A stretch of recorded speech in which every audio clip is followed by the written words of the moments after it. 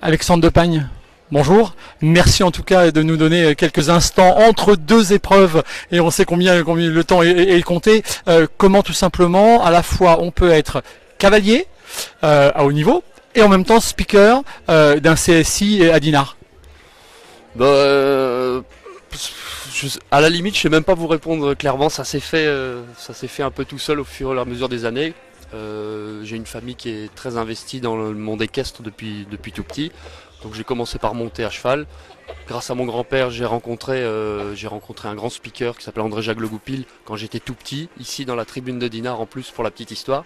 Et puis ça s'est enchaîné petit à petit, le fait de faire quelques concours avec lui étant petit, au début juste pour mettre un peu la musique derrière, et puis en prenant un peu le micro au début.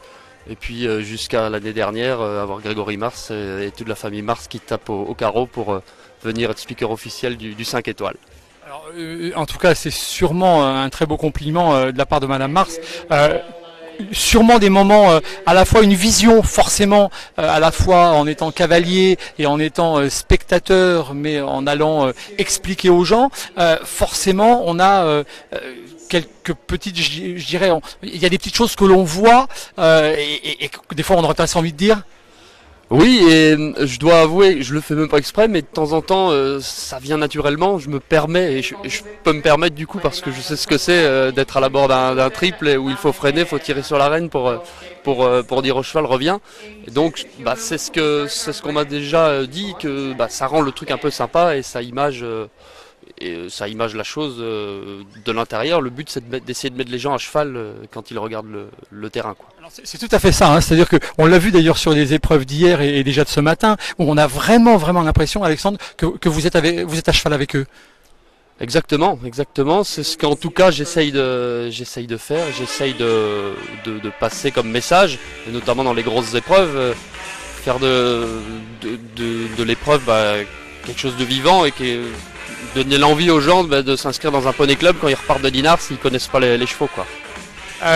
Cet après-midi, la première des deux grandes épreuves de ce week-end, même si on a déjà vécu des moments sensationnels, le derby, forcément une épreuve particulière et aussi peut-être à commenter.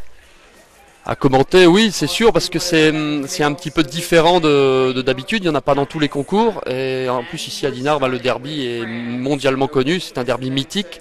Donc ça a une saveur un petit peu spéciale. Et le public sait en général pourquoi il vient. Et c'est rendre le sport magnifique ici sur le Valporé. Alexandre, une dernière question. Demain le Grand Prix, mais avec un Grand Prix d'ailleurs où l'équipe de France nous sera présentée, je crois, tout à l'heure aux alentours de 13h30, 13h45, on sera en direct avec vous. Les JO, c'est dans maintenant pratiquement un tout petit peu plus de 3 semaines. On imagine que ces cavaliers-là, vous les connaissez bien, et même s'ils viennent à Dinard, ils viennent déjà, c'est pour le mental. Pour le mental, oui, mais c'était prévu comme ça. Dinard était l'un des derniers grands rendez-vous avant d'aller à Rio. Toute l'équipe de France est là. Évidemment, les chevaux de Rio ne sautent pas ici, ça faut quand même le savoir. Mais les cavaliers ont en réserve plein de chevaux de Grand Prix. C'est pas pour ça que le sport va pas être magnifique avec les entre guillemets deuxième chevaux. Mais c'est vrai que là, on a la chance cette année d'avoir l'intégralité de l'équipe de France et d'avoir les 5 pilotes qui prennent l'avion pour Rio avec nous ici à Dinard.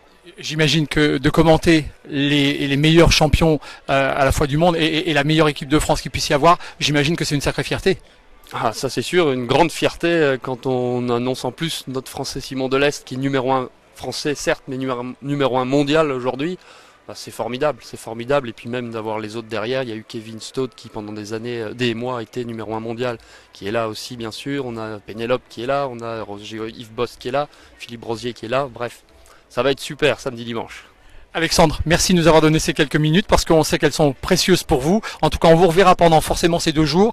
Merci beaucoup. Merci au lecteur de la Gazette et à très bientôt. Merci Alexandre. Merci.